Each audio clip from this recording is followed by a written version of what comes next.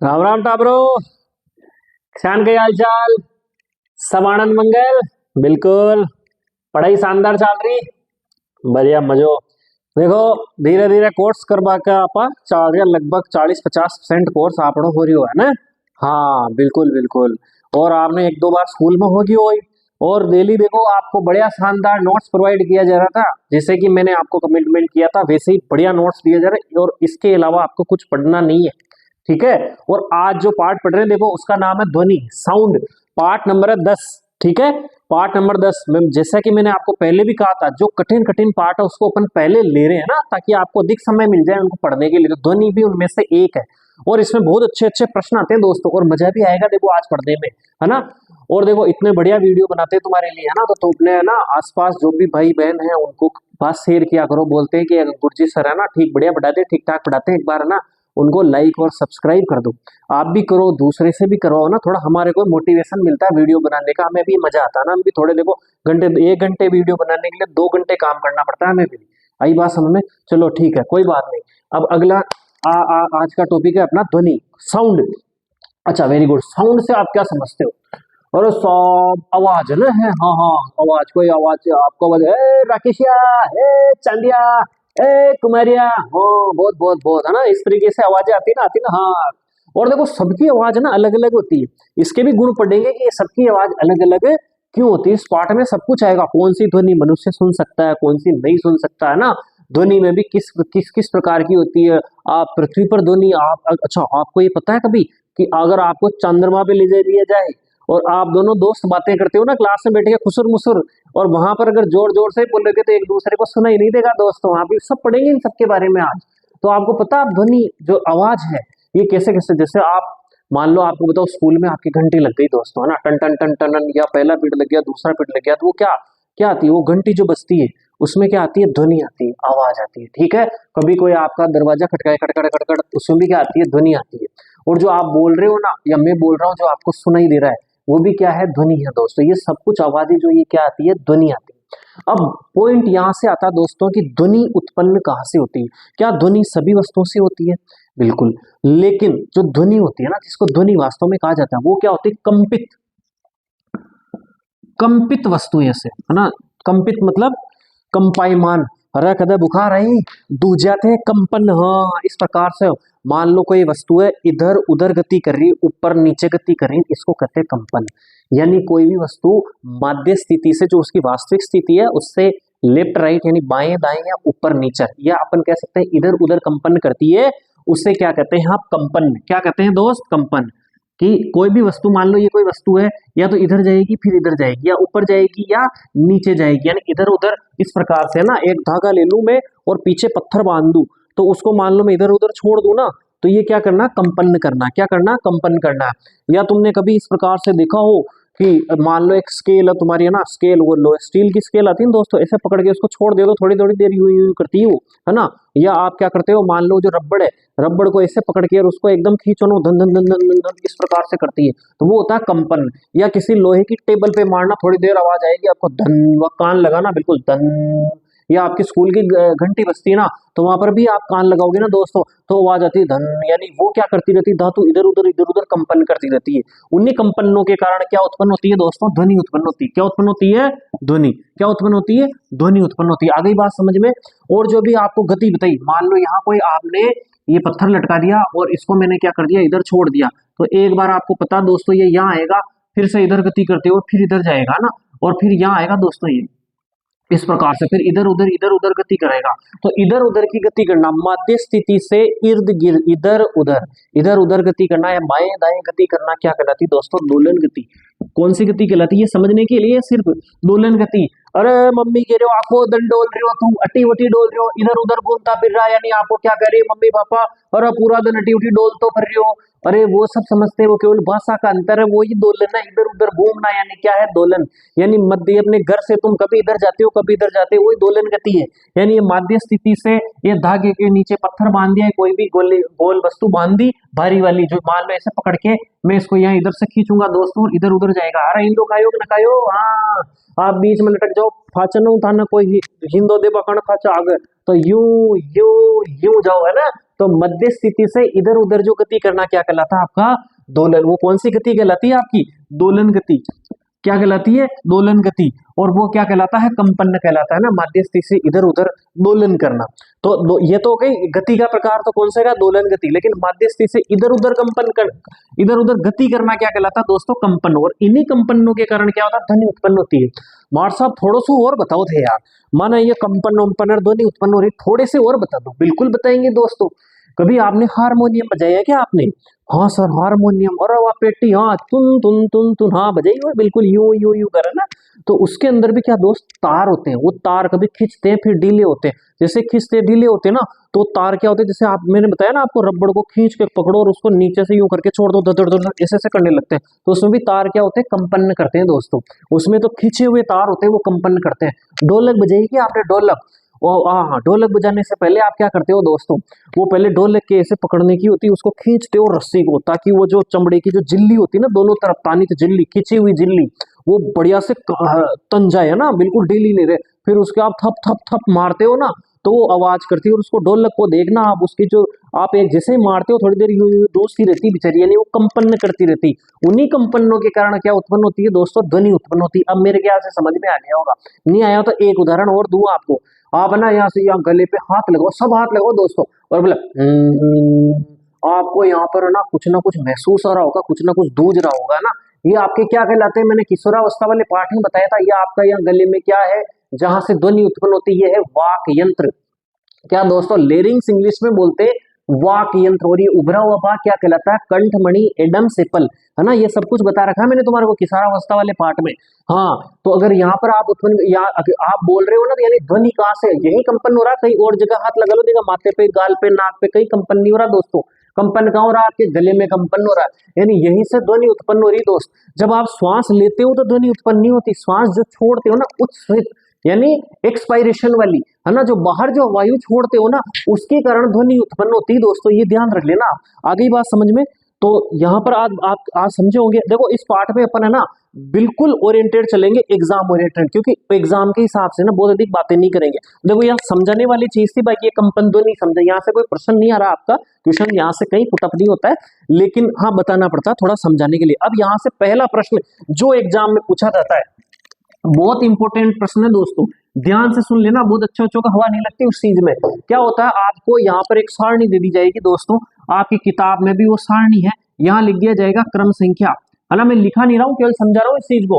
और यहाँ लिख दिया जाएगा भाई कौन से वाद्य यंत्र, ये वाद्य यंत्र मोस्ट पूछा जाने वाला प्रश्न दोस्तों, इसको ऐसे मत समझ लेना।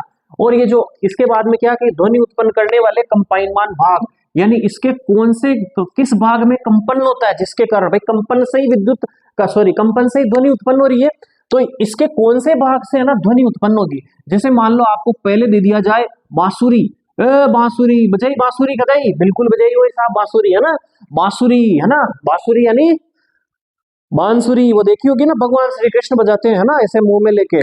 तो उसमें क्या होता है, किससे होता है, किसमें कंपन होता है, उसका जो वायु स्तंभ होता है ना दोस्तों, वायु स्तंभ यानी उसमें बीच में जो खाली जगह होती है जहां से हवा के द्वारा ना, तो वायु का जो स्तंभ है वह वो भाग कंपन करता है। और जब कंपन करेगा तो वहां से क्या उत्पन्न होगी दोस्तों, ध्वनि उत्पन्न होगी। ठीक है। और जैसे अगर मान लो तबले की बात करें, तबला या ढोलक की बात करें ना दोस्तों, ये तबला या ढोलक, हाँ तबला या ढोलक है ना, अब तुम जानते हो इसकी जो जिल्ली होती है वो खींची हुई जिल्ली, मैंने बताया उसको खींचते हो तुम, तो ये कहां से ध्वनि उत्पन्न होगी, यानी कहां से पहले आप ये समझना होगा कंपन कहां होंगे, जहां कंपन वही ध्वनि।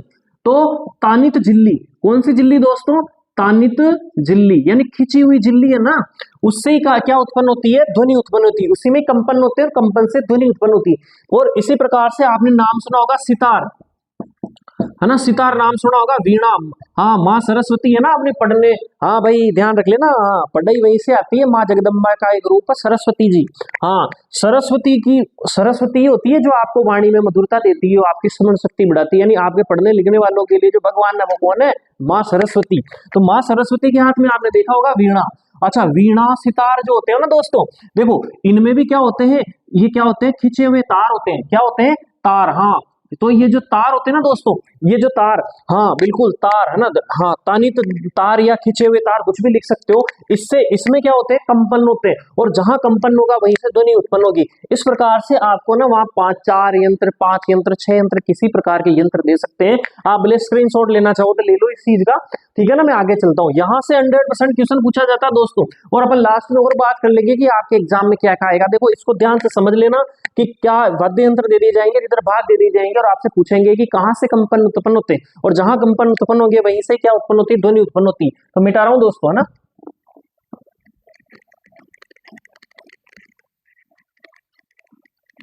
हाँ, अब अगला जो पॉइंट आ रहा, देखो अगला पॉइंट आ रहा आपका कि मनुष्यों में कहां से ध्वनि उत्पन्न होती है। अच्छा, एक बार क्या हुआ दोस्तों, 2-3 साल पहले की बात है कि मैंने क्या है वहां टेस्ट में, है ना, एग्जाम बच्चों के टेस्ट होते हैं ना, टेस्ट हम पेपर जो बनाते हैं, तो उस पेपर में मैंने एक प्रश्न दिया था, उसमें एबेसडे दिया था कि बढ़िया समझाया था उनको, ध्वनि कहां से उत्पन्न होती है भी बताया आपको, वाक यंत्र से। ये जो कंपित वाक यंत्र होता है ना आपका, जो कंपन करता है वो वाक यंत्र, यहाँ से ध्वनि उत्पन्न होती है मनुष्य के अंदर। तो ये सही उत्तर होता उसका, है ना। तो मैंने कहा उसको कि भाई, मैंने ऑप्शन दे दिया कि मनुष्य के अंदर कहां से ध्वनि उत्पन्न होती है। ऑप्शन 1 कान से, नाक से, गाल से, या कंपित आपके वाक यंत्र से। अब दोस्तों उन्होंने, उसने क्या उत्तर दिया, एक लड़की ने कि साहब गाल से। और मैंने कहा गाल से, फिर मैंने उसको क्लास में खड़ा किया, हाँ सर मम्मी जब मारती है ना गाल पे तो बहुत तेज ध्वनि उत्पन्न होती है। अब बताओ आप गाल पे ध्वनि मार, मतलब अब उसको क्या समझते हो ना, एक मजाक की बात है, ठीक है। तो ध्वनि कहाँ से उत्पन्न होगी दोस्तों, एक सीधा सा प्रश्न, अगर छोटा सा प्रश्न आ जाए तो अपने में मनुष्य में ध्वनि कहाँ से उत्पन्न होती है भाई, ये आप लिख दोगे वाक यंत्र, और इसके आगे लिख देना कंपित वात यंत्र, वाक यंत्र, ओके, है ना, लेरिंग्स, हाँ वायुन्द्रे लेरिंग्स। जो अब यहाँ पर बात आती है दोस्तों, देखो आगे, हाँ अगला बहुत इंपॉर्टेंट चीज है, ये सत्य सत्य में पूछा जा सकता है आपको, या रिक्त स्थान की पूर्ति में। देखो ध्वनि के लिए माध्यम की आवश्यकता, बिल्कुल ध्वनि के लिए माध्यम की आवश्यकता। और वो साहब माध्यम क्या, अरे मैंने 1000 बार बता दिया आपको, माध्यम जिसके अंदर कुछ भी चीज इधर से एक स्थान से दूसरे स्थान पर जा रही है। जैसे आप मान लो दिल्ली जा रहे हो, तो बस में बैठ के जा रहे हो तो आपका माध्यम क्या है, बस है। ट्रेन में बैठ के जा रहे हो तो ट्रेन है। अब सुनो मेरी बात, अगर मान लो, देखो क्या होता है, अगर मान लो जैसे मैंने आपको बताया कि जैसे माध्यम है ना, तो आपके जो माता पिता से जो आपके लक्षण आते हैं, है ना, लक्षण जो आते हैं ना भाई, आपके माता पिता लंबे तो आप भी लंबे होते हो, घुंघराले बाल तो आपके भी घुंघराले बाल होते हैं, माता पिता गंजे तो आपको भी एक दिन गंजा होना पड़ता है। हाँ, माता तो होती नहीं है, बताया तुम्हारे को, हाँ जिन नहीं होता मम्मी जी में। तो क्या होता है दोस्तों कि ये उसके जो वाहक कौन होते हैं, अपने गुणसूत्र होते हैं। इसी प्रकार से क्या होता है दोस्तों, देखो माध्यम जो होता है ना अपना, यहाँ जो माध्यम होगा कोई भी वस्तु, या ठोस, द्रव और गैस, ठोस, द्रव और गैस, प्रकाश वाले पाठ में पढ़ा था माध्यम, हाँ, कि या तो किसी ठोस वस्तुओं से ध्वनि जाएगी एक स्थान से दूसरे स्थान पर, द्रव से जाएगी या गैस पर जाएगी। तो क्या ठोसों के लिए, सॉरी ध्वनि के लिए माध्यम की आवश्यकता होती है, बिल्कुल होती है दोस्तों। तो याद रख लेना, कभी भी प्रश्न पूछ ले सत्य सत्य में कि ध्वनि के लिए माध्यम की आवश्यकता होती है क्या, हाँ। अब बताओ कैसे, पृथ्वी पर देखो जो मैं बोल रहा हूँ वो तुम बढ़िया तरीके से सुनाई दे रहे तुम्हारे को, है ना। अगर मान लो, क्यों, क्योंकि यहाँ पर क्या है, देखो वायुमंडल है, क्या दोस्तों, वायुमंडल। तो यहाँ पर कौन सा माध्यम है आपके चारों ओर, जो मेरी ध्वनि आप तक पहुंचा रहा है, वो कौन सा माध्यम है दोस्तों, मोबाइल नहीं है रे मूर्ख, वायु। कौन सा माध्यम है, वायु। यानी कौन सा माध्यम है, गैसीय माध्यम है दोस्तों। कौन सा माध्यम है, गैसीय माध्यम। अब देखो आपको यदि चंद्रमा पर ले जाया जाए और चंद्रमा पर आपको खड़ा कर दिया जाए, एक पप्पू यहाँ खड़ा है, 10 6 4, ये लो एक पप्पू इधर खड़ा और एक पप्पू इधर खड़ा, ये लो साहब ये पप्पू इधर खड़ा। अब ये इधर बोल रहा है इधर बोल रहा है, सुना ही नहीं देगा इनको, बिल्कुल सुना ही नहीं देगा, क्योंकि वहां पर क्या नहीं है, वायुमंडल, यानी वहां वायु नहीं है, हवा नहीं है, यानी वायु माध्यम है ही नहीं दोस्तों। तो उसकी जो ध्वनि तरंगे जो ये जो बोलेगा ना, या ये बोलेगा, इसकी कानों तक पहुंचेगी नहीं। यानी माध्यम, ये जो ध्वनि है ना, इसको चलाने के लिए कोई ना कोई बस की आवश्यकता होती है ना, इस तरंगों को। ये तरंगे किसी न किसी बस में बैठ की जाती है, या तो बस ठोस होगी, या द्रव होगी, या गैस होगी। देखो यहाँ गैस, क्योंकि ये हवा में है ना अभी तरंगे, तो हाँ, तो इसमें कोई भी प्रकार की क्या नहीं होती है, वायु नहीं होती, वायुमंडल नहीं होता, तो वहां पर ध्वनि का संचार नहीं होता है। अच्छा, इसको कहते हैं जहां हवा नहीं है ना, हवा को वात भी कहते हैं, उस केस को कहते हैं निर्वात। क्या कहते हैं दोस्तों, निर्वात, हाँ निर्वात। जहां बिल्कुल वायु नहीं होती ना, वैक्यूम, उसको कहते हैं निर्वात। एक यंत्र भी आता है वैक्यूम क्लीनर, जिसके अंदर हवा नहीं होती तो तेज गति से खींचता, चारों तरफ की धूल मिट्टी वो अंदर ले लेता, वैक्यूम क्लीनर। आगे बात समझ में? तो जहां हाँ आगे आगे आगे ध्वनि निर्वात में गमन करती है, यहाँ आ जाएगा प्रश्न, ध्वनि निर्वात में गति करती है, तो आप क्या लिख दोगे? करती है क्या दोस्तों? नहीं करती है, तो ये क्या हो जाएगा? असत्य। असत्य। क्या ठोस में करेगी? बिल्कुल करेगी। द्रव में करेगी? बिल्कुल करेगी। गैस में करेगी? बिल्कुल करेगी। आगे बात समझ में? देखो इनके कई उदाहरण दे रखे हैं, तो इतनी बात करने की जरूरत नहीं, केवल आपको एक प्रश्न पूछा जाता है तो सत्य असत्य में पूछा जाता है, या फिर आपको एबेसडे में ऐसे पूछ लिया जाएगा कि ध्वनि संचरण के लिए निम्न में से किसमें ध्वनि संचरण नहीं करेगी, तो या ठोस दे दिया जाएगा, द्रव दे दिया जाएगा, गैस दे दिया जाएगा, या किसी ठोस का नाम दे दिया जैसे का लोहा हो गया, किसी द्रव का यानी पानी नाम हो गया, गैस का नाम तो गैस है ना, कुछ भी। तो अब और चौथा ऑप्शन दे देंगे दोस्तों निर्वात, तो आप वहां क्या लगाओगे भाई? निर्वात में ध्वनि गति नहीं करती है। अपना जो प्रकाश होता है ना वो तो सब में गति करता है, यानी उसमें माध्यम की आवश्यकता नहीं होती है दोस्तों। तो ध्वनि संचरण के लिए है ना, तो एक बात याद रख लेना इस चीज को कि ध्वनि संचरण के लिए आपको किसकी आवश्यकता होती है? माध्यम की आवश्यकता होती है, वो ठोस हो, द्रव हो या गैस हो। तो ध्वनि संचरण के लिए आपको किसकी आवश्यकता होती है दोस्तों? माध्यम की। तो देखो अभी तक बहुत अधिक लिखने की चीजें नहीं आई है। अब आपका देखो एक प्रश्न आ रहा कान वाला, कर्ण अर्जुन वाला कर्ण नहीं है दोस्तों, कर्ण यानी कान, जिससे आप ध्वनि को सुनते हो। ये देखो ये जो कान लो है ना, यो हाँ यो बाण देखो कीपाकार है, बिल्कुल हाँ कीपाकार कशान। आप देखियो ये पहली आपने गरा का मायना घास लेट बरबा को ई प्रकार को यंत्र आओ, हाँ योटा हाथ में पकड़बा को, और ये ई प्रकार आपके छाना इन्हें क्या कीप। तो इस कीप के आकार का कान का बाहरी आवरण होता है। अब देखो अंदर जो जाती है ना इस प्रकार से मुड़ी मुड़ी इस प्रकार से, और इसमें ना 3 हड्डियां होती है। कान के अंदर कौन सी हड्डियां होती है? मिल्कस इनकुस स्टेपिच, क्या नाम है? MIS, मिल्कस इनकुस और स्टेपिच। और ये जो स्टेपिच होता है स्टेपिच, मास्टर सही लिख रहा है, स्टेपिच शरीर की सबसे छोटी हड्डी किसमें होती है? स्टेपिच। यानी कहाँ होती है? कान में। किसमें होती है भाई? कान के अंदर। आगे बात समझ में? अब ऐसी हड्डियों से होते हुए कान में क्या होता है? जैसे आपका ढोल होता है ना, ढोल कभी आपने ढोल बजाया ढम ढम ढम, वैसा ही एक कान के अंदर ढोल होता है जिसे कर्ण पटह कहते हैं, ईयर ड्रम। इंग्लिश में भी उसको क्या कहते हैं? ईयर ड्रम, यानी कर्ण पटह। कोई याद करने की ज्यादा जरूरत नहीं है। कान का आपको साइंस कहती है चित्र बनाओ, तो कान का चित्र बनाना सीख लेना, इतना इंपॉर्टेंट नहीं है, फिर भी लास्ट में बता देंगे, आने के चांसेस रहते हैं। कान का चित्र एक बार देख के चले जाना। आगे बात समझ में? अब क्या होता है कि ध्वनि तरंगे इस कीप से होते हुए ही कान में, ये हड्डियों से पहुंचते हुए कर्ण पटह, ये जो डोल होता है ना, बिल्कुल ताली का झिल्ली होता है, जैसे आपकी डोल होता है ना वैसा, और यहाँ टकराती है, और टकराकर इसमें कुछ सेंसेस होते हैं जो इस सेंसेस को ये ग्रहण करती है। उसमें कंपन होता है दोस्तों यहाँ पर, और इन कंपनों की जो सूचना है ना, ये कहाँ पर भेजी जाती है ना? अपनी जो नर्व्स होती है ना उसके माध्यम से कहाँ भेजी जाती है? मस्तिष्क तक। सब कुछ यहाँ है दोस्तों, याद रख लेना। जिंदगी में आपकी किडनी खराब हो गई ना तो किडनी दूसरी लग जाएगी, इवन हार्ट खराब हो गया तो हार्ट भी दूसरा लग जाएगा दोस्तों। लेकिन आपका ये दिमाग, मस्तिष्क का कोई ढंग से इसका ट्रांसप्लांट नहीं कर सकता किसी। आपका अगर मान लो यहाँ कुछ खराब हो जाए, सोचेगी किसी दूसरे का मस्तिष्क ला के रख दे, तो नहीं रखा जा सकता दोस्तों। इसमें इतने तार लगे हुए हैं, पूरे शरीर को ये मस्तिष्क कंट्रोल कर रहा है। आपने आंखें पढ़ी थी दोस्तों, आंखों में क्या होता है? उत्तल लेंस, हाँ उत्तल लेंस, फिर पर्दा रेटिना पर चित्र बनता है, वो चित्र बनता है दोस्तों उल्टा। अगर आप मेरे को देख रहे हो, अगर ये मस्तिष्क नहीं होना तो आपके मेरी जो टांगे ना आपको ऊपर और सिर नीचे दिखाई देगा, बिल्कुल उल्टा दिखाई देगा, जो उसमें जो प्रतिबिंब दिखाई देता है ना उल्टा। लेकिन मस्तिष्क के अंदर जो आपकी दृक् तंत्रिका है ना, ऑप्टिक नर्व इंग्लिश में बोलते हैं, वो जो ऑप्टिक नर्व होती है ना, वो मस्तिष्क में जाती है, सूचनाएं देती है, और मस्तिष्क उसको सीधी इमेज आपको दिखाता है। आगे की बात समझ में? इसी प्रकार से कान के अंदर की सूचनाएं भी आपके मस्तिष्क तक जाती है, ओक्यूलोमोटर। हाँ ये जो तंत्रिका है, आपकी श्रवण तंत्रिका, ये यहाँ में मस्तिष्क में जाके आपको सोचती है वो क्या कह रहा है। आगे की बात में ये क्रिया बहुत फास्ट होती है।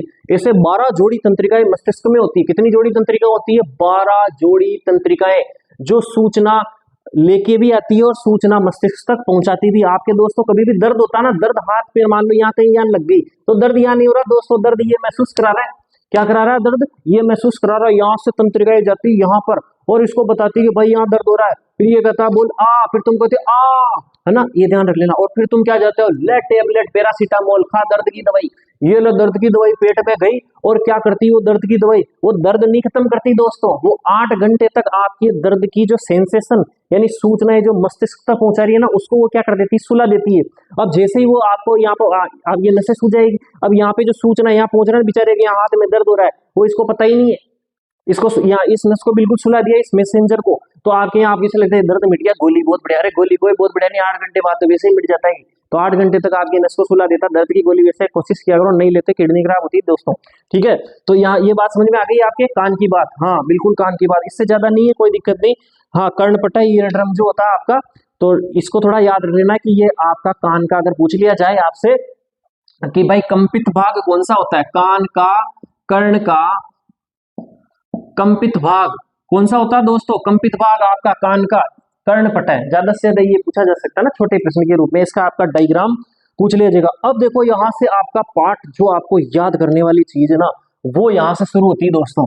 इससे पहले ना अब मैं आपको कुछ तरंगों के बारे में बता रहा हूँ दोस्तों। ध्वनि, ध्वनि खूब पढ़ लिया आपने, ध्वनि निकलती है, ध्वनि कंपित वस्तुओं से निकलती साथ। अब जो कंपन होते हैं ना दोस्तों, वो कंपन फिर आगे बढ़ते कैसे हैं उसके बारे में अपन बात करते हैं। देखो दो ध्वनियां जो होती है ना दोस्तों, 2 प्रकार की होती है, एक अनुप्रस्थ ध्वनियां और एक अनुदैर्ध्य ध्वनियां, है ना। तो सबसे पहले मैं आपको ध्वनि समझा देता हूं। देखो दोस्तों ध्वनि होती कैसे, मान लो कोई स्रोत है, स्रोत किसे कहेंगे, जैसे टीवी चल रही है, टीवी से ध्वनि आ रही है ना, वो एक स्रोत हो गया, जहां से ध्वनि आ रही है, जैसे मैं बोल रहा हूँ तो मैं एक स्रोत हो गया, है ना, तो मेरे से ध्वनि निकल रही है, ठीक है।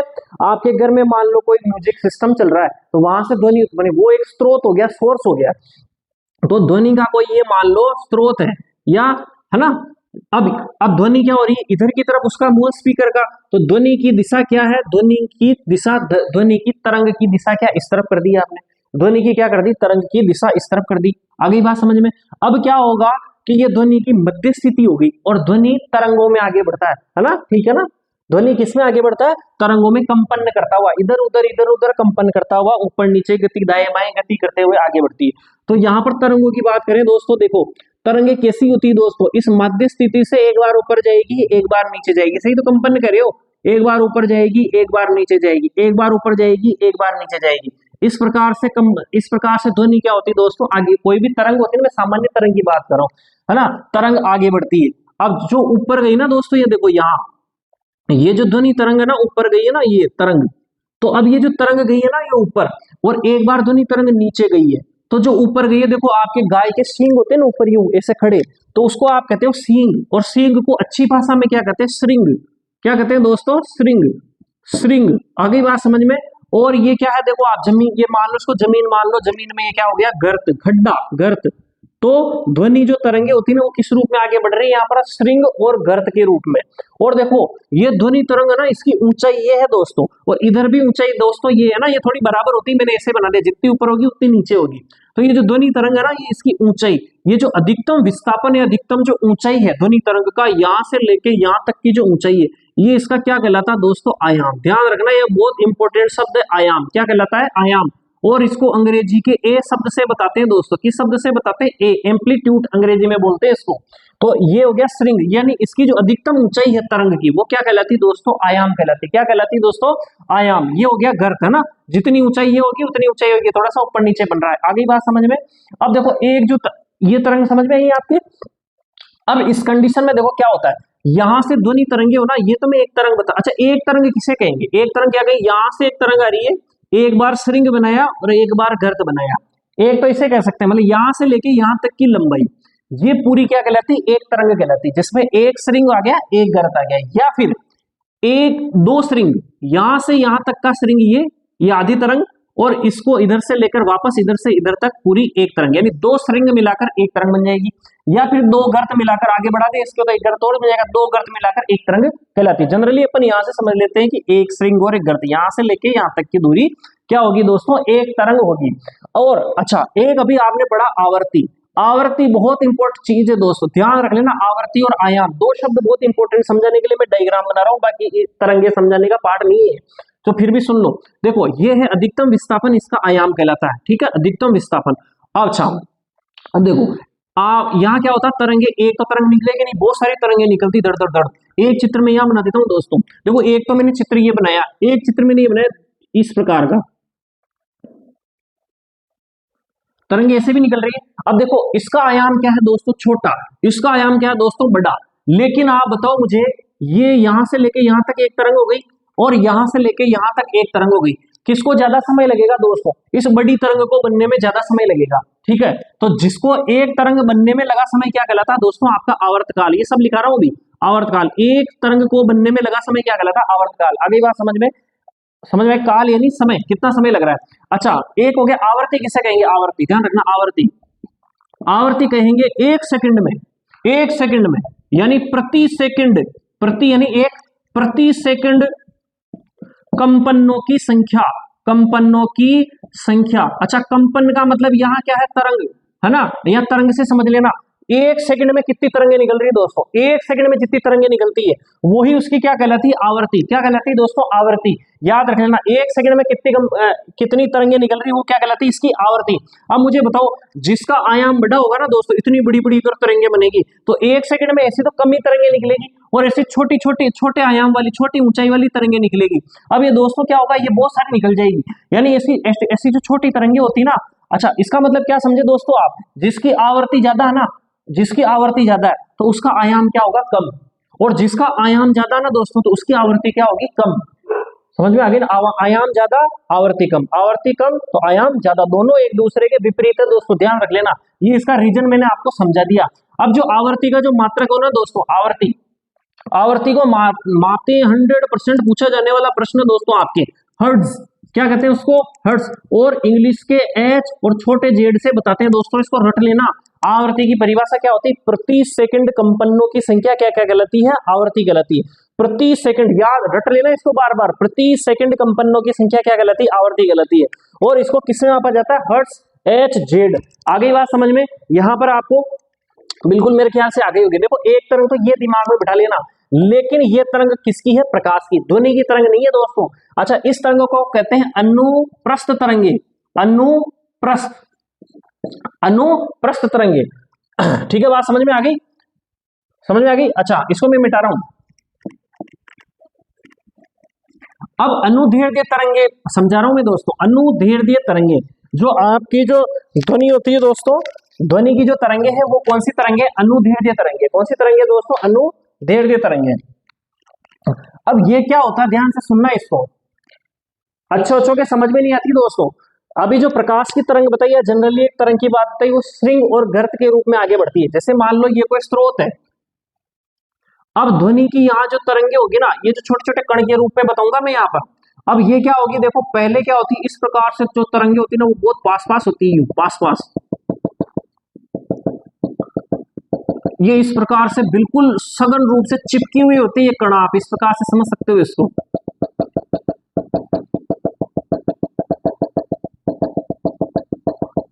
और है ना, फिर क्या करते हैं, देखो ये क्या किया, सबसे पहले यूं सिमटेंगे दोस्तों। आपने स्प्रिंग खींची होगी, स्प्रिंग को एक तरफ से पकड़ना और स्प्रिंग को खींचना और फिर छोड़ना, तो स्प्रिंग क्या करेगी, यूं यूं यूं, पहले एक बार क्या की, दबेगी फिर फूलेगी, दबेगी फूलेगी, है ना, यानी दबने का मतलब संपीड़न होना, कण के पास पास आने को कहते हैं संपीड़न होना, और फैलने को कहते हैं विरलन।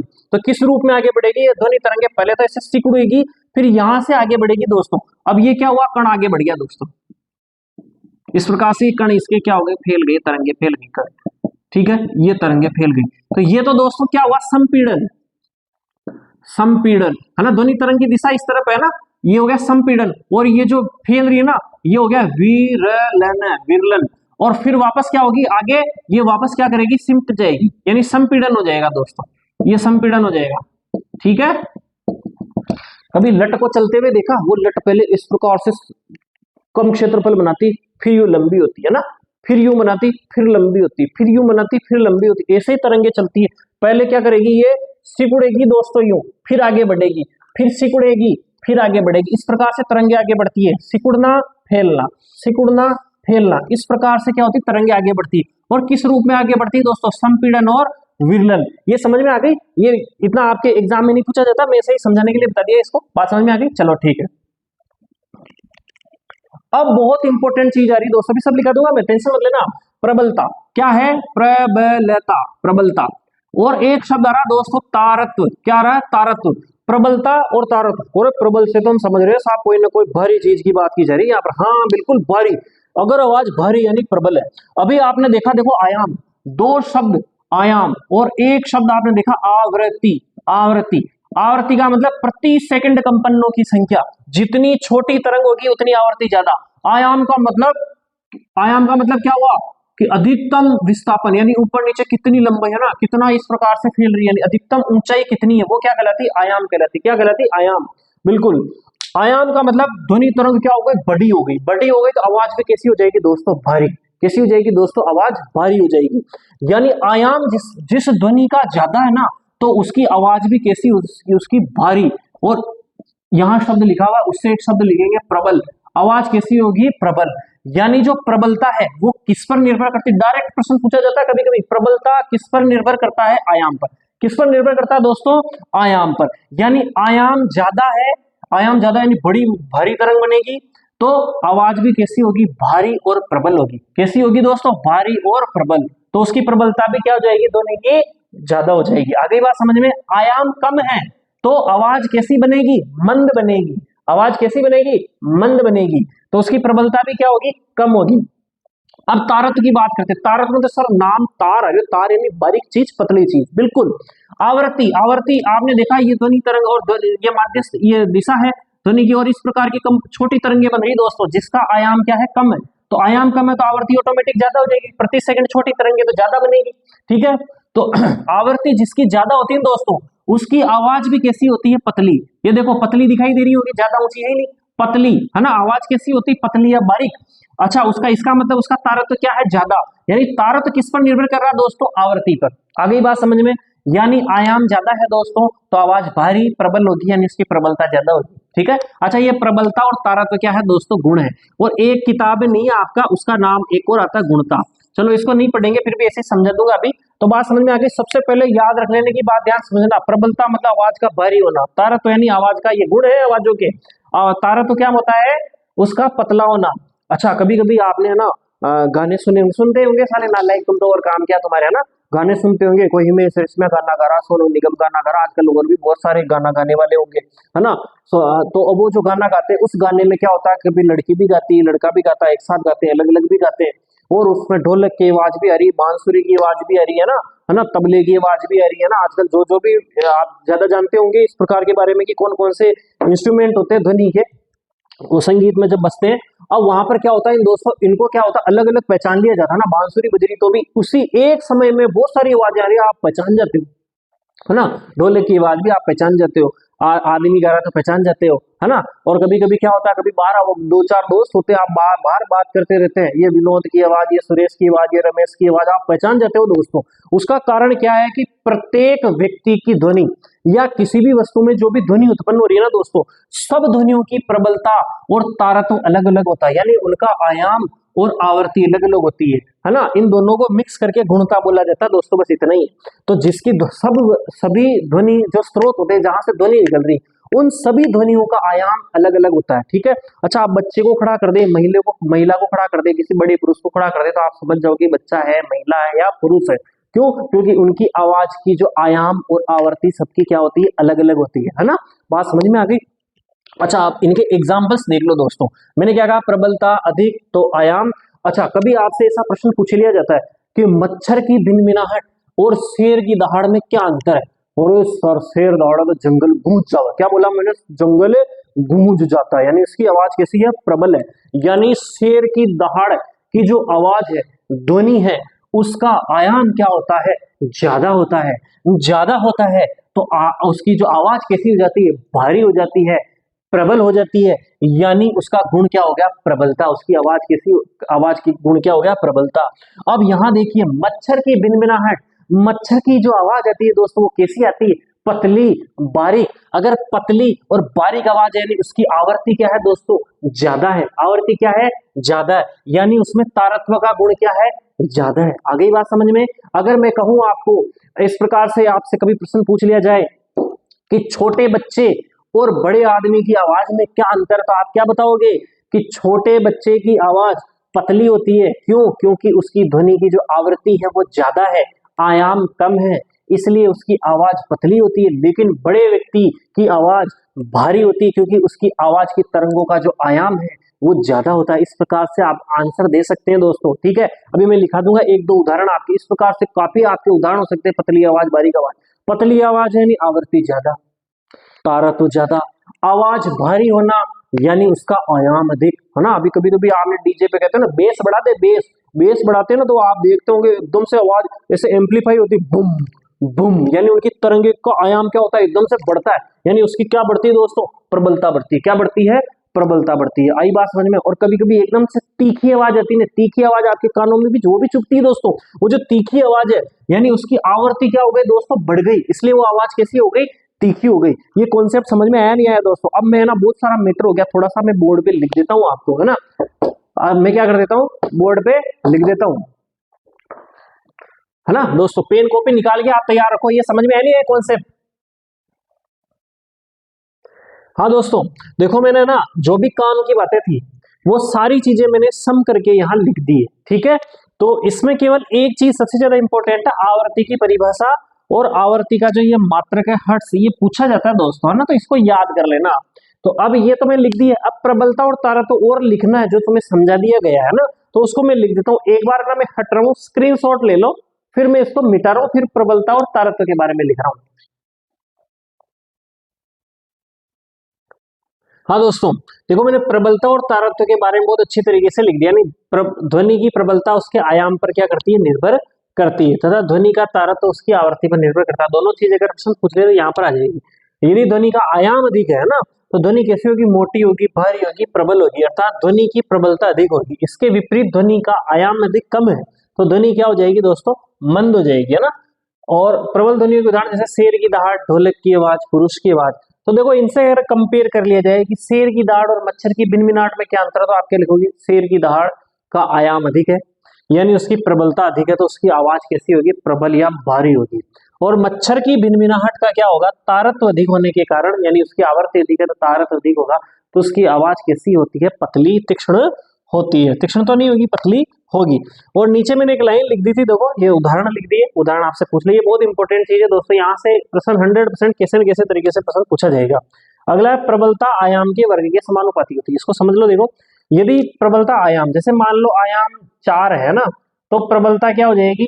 वर्ग के, इसके वर्ग कर देंगे अपन, है ना, तो वर्ग के समानुपाती, यानी ये क्या हो जाएगी? 16। और प्रबलता को किसमें मापते हैं दोस्तों? डेसिबल में। किसमें मापते हैं? डेसिबल। तो डी और बी, डेसिबल को किससे व्यक्त करते हैं दोस्तों? डी बी से व्यक्त करते हैं डेसिबल को, ठीक है। और जो अपने प्रदूषण जो नापते हैं ना, वो इसी से नापते हैं दोस्तों, डेसिबल से।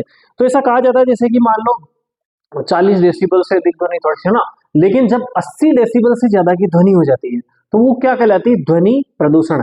वैसी आवाज के संपर्क में ज्यादा देर अपन रहते हैं तो काफी नुकसान होते हैं। अगला आएगा टॉपिक, अभी समझा देंगे उसको। तो एक बार है ना दोस्तों, इसका स्क्रीनशॉट ले लो या इसको छाप लो, है ना। अब मैं क्या करूं? इसको छाप लो दोस्तों, मैं हट रहा हूं, एक बार स्क्रीनशॉट ले लो इसका। हाँ दोस्तों, देखो अब एक बहुत इंपॉर्टेंट टॉपिक, और यहां से ये वाली जो चीज है ना, इससे ये मान के चलो 100% पूछा जाएगा इस बार एग्जाम में तुम्हारे, तो इसको रट लेना। सब क्या लिखा हुआ है? श्रव्य और अश्रव्य ध्वनि। देख देख वैसे ही पता चल रहा है। श्रव्य यानी ऐसी ध्वनि जिसको आप सुन सकते हो, कि मनुष्य के कान जिस ध्वनि को सुन सकते हैं उसे कहते हैं श्रव्य ध्वनि। और साहब, यानी कुछ ध्वनि ऐसी भी होती है जो मनुष्य के कान नहीं सुन सकते, बिल्कुल नहीं सुन सकते।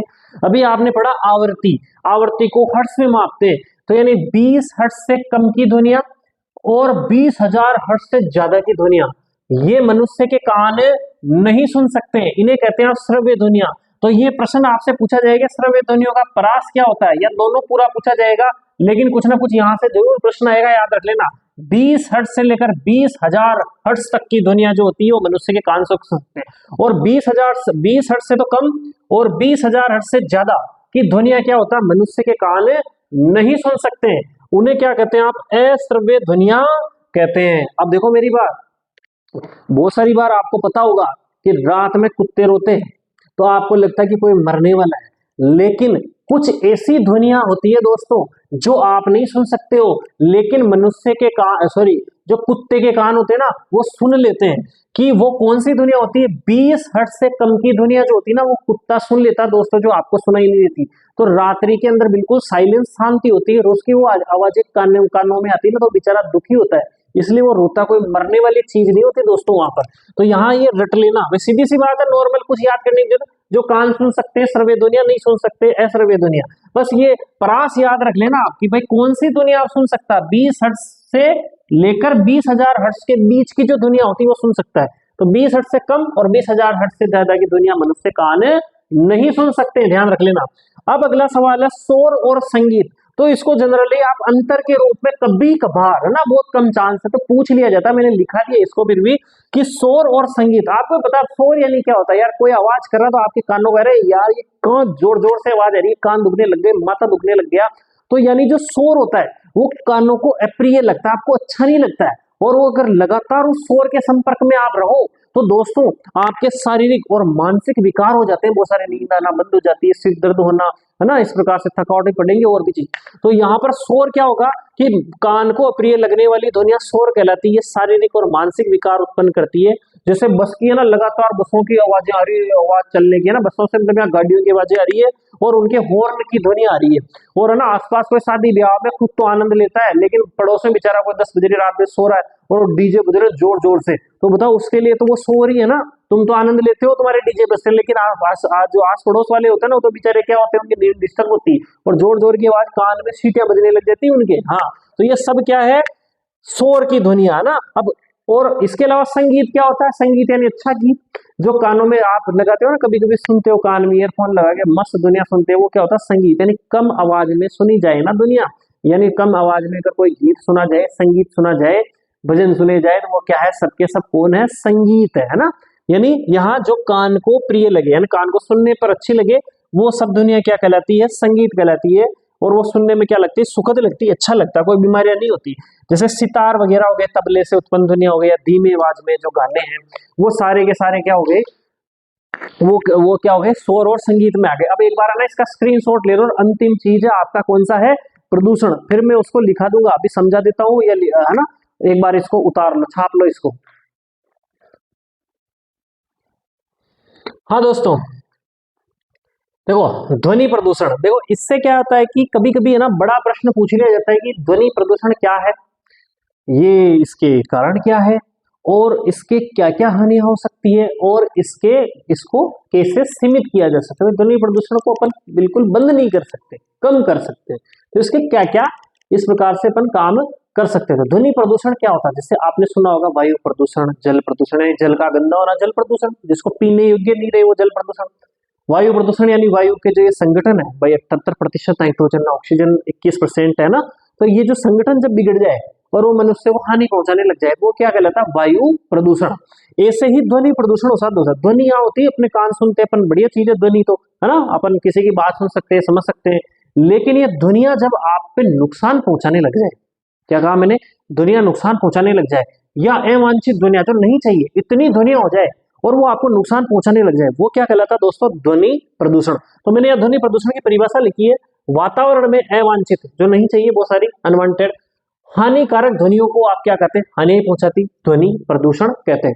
अब दोस्तों क्या ध्वनि प्रदूषण के कारण आप भी बताओ कि ध्वनि प्रदूषण ऐसी कौन सी दुनिया जो आपको चिढ़ मचा दे, कि जिसके संपर्क में आप 10 15 20 मिनट से ज्यादा नहीं रह सकते, बताओ। हाँ सर बिल्कुल बात तो सही है, हाँ डीजे घर में बजे ना तब तो ठीक है हम डांस कर लेते हैं, लेकिन है ना बाहर की कोई पड़ोसियों की शादी हो रही है और खतरनाक तरीके से लाउड स्पीकर बज रहा हो तो फिर हमें डिस्टर्ब हो जाता है, 10 15 मिनट बाद दिमाग खराब हो जाता है हमारा। हाँ, तो बिल्कुल लाउड स्पीकर से निकली हुई ध्वनि भी ध्वनि प्रदूषण करती है दोस्तों।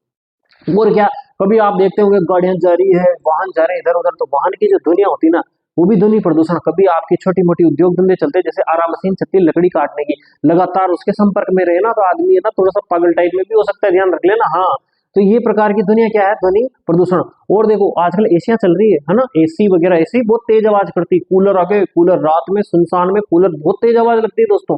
कूलर हो गए, पंखे हो गए, कभी कभी अपन टीवी देखो शानदार स्पीकर लगा के टीवी जोर जोर से, है ना, टीवी, तो टीवी, एसी, कूलर, ये भी जो घरेलू जो सामग्री है ना दोस्तों, मिक्सी वगैरह हो गई, इनसे भी लगातार अगर ये जो आवाजें आती रही तो आपको, आप में क्या हो सकता है, कोई ना कोई विकार उत्पन्न हो सकता है। ये सब ध्वनिया भी किसमें आ गई, आपके ध्वनि प्रदूषण में आ गई।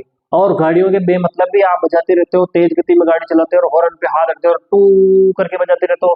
अब लगातार किसी के इतनी तेज आवाज किसी के कानों में पड़ती रही ना दोस्तों, तो वो उसको नुकसान पहुंचा सकती है। और नुकसान पहुंचाने वाली ध्वनि कौन सी? अपनी ध्वनि प्रदूषण के अंदर काउंट होगी। तो यहाँ मैंने लिख दिया, देखो ध्वनि प्रदूषण के क्या क्या कारण हो सकते हैं। वाहनों की ध्वनिया, इसमें हॉर्न भी आ गया ना दोस्तों, नीचे लिख दिया। और हाँ, तेज हॉर्न, लाउड स्पीकर की आवाज, एसी कूलर की तेज आवाज और पटाखों की आवाज, है ना, पटाखे ही फोड़ते हैं आप, हाँ।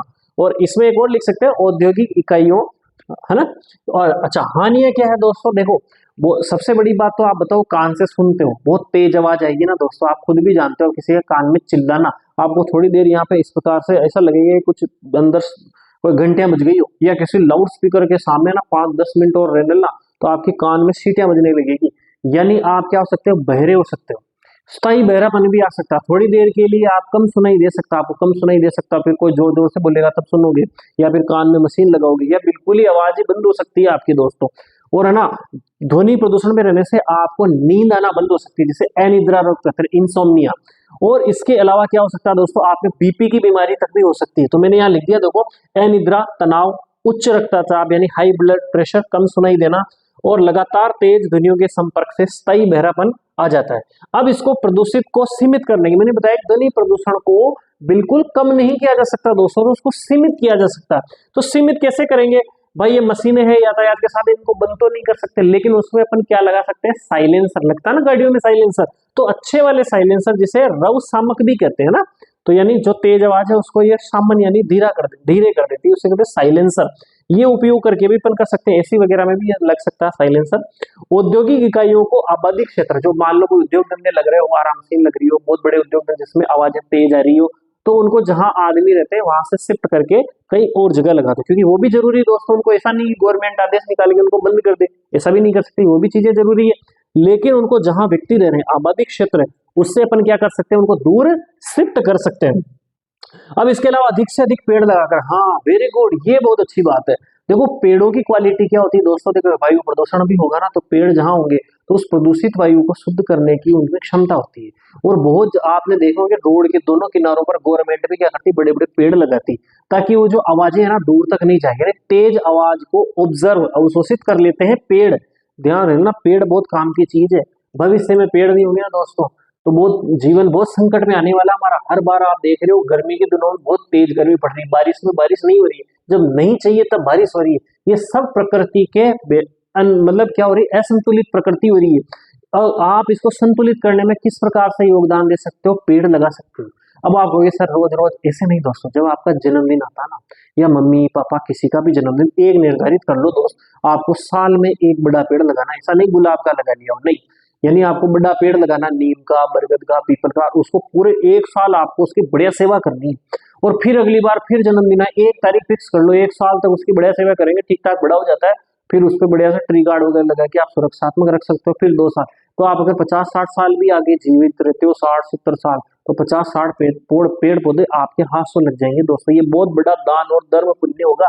तो ध्वनि प्रदूषण में भी इसका, ध्वनि प्रदूषण भी क्या करता है? ये कम करता है। और लाउड स्पीकर की आवाज अपन कम रखे, समझदारी रखें कि भाई लाउड स्पीकर अपन कम बजाए, है ना, अपने टीवी रेडियो वगैरह इनकी आवाज अपन कम निकालें, तो ध्वनि प्रदूषण पे क्या हो सकती है? रोक हो सकती है दोस्तों। देखो, ये मैंने पूरा पाठ ढंग से पढ़ाया है। और जो इसमें इंपॉर्टेंट चीज है, आवर्ती और प्रबलता तारत्व, ठीक है। इसके अलावा सबसे इंपॉर्टेंट चीज इस पाठ का और है, वो श्रव्य अश्रव्य ध्वनि 100% पूछा जाएगा दोस्तों। और ये भी कभी कभी इस प्रकार से बड़े प्रश्न के रूप में पूछ लिया जाता है, ठीक है। तो एक बार इसका भी स्क्रीनशॉट ले लो। और दोस्तों, अब ये पार्ट होता है खत्म, है ना। लेकिन देखो, मैं बार बार कह रहा हूँ, देखो बहुत मेहनत होती है इस चीज के अंदर पढ़ाने में। ऐसा नहीं है कि व्हाइट बोर्ड में पढ़ाना और आपको वीडियो रिकॉर्ड करना, बहुत मेहनत होती है दोस्तों इसमें। तो थोड़ा सा आपके गुरुजी को है ना मोटिवेट करने के लिए कि और वीडियो, अच्छे वीडियो बनाए, तो उनको एक आप क्या करना, आपके लाइक और सब्सक्राइब की चीज है, दूसरों को शेयर भी करें आप, ताकि अधिक से अधिक लोगों तक पहुंचे। वही बात है, आपका भला हो रहा है, आपके पास नहीं रखना, किसी और का ही भला करना है। कर भला तो हो भला। आ गई बात समझ में? लाइक करें, शेयर करें और सब्सक्राइब करें, ओके। और ढंग से पढ़ने, जिनको लिखा है वो याद कर लेना, जय राम जी की। ओके, स्क्रीनशॉट ले लो इसको। अब मैं बंद कर रहा हूँ।